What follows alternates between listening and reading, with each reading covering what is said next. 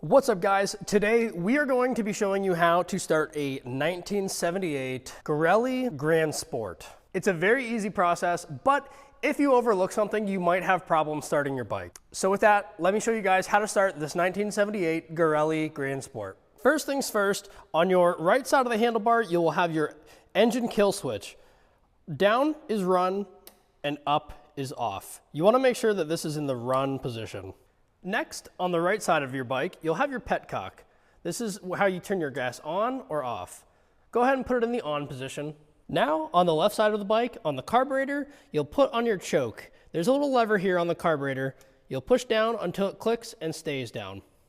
Once the bike is fully warmed up, pull the throttle all the way back, and the choke will come off. And from the handlebar view, you'll be able to hear that click.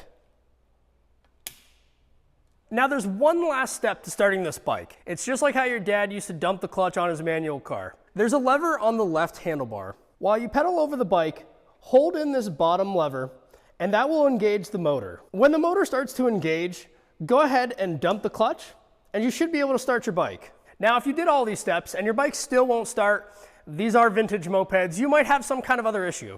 But with all that said, let's go ahead and start this.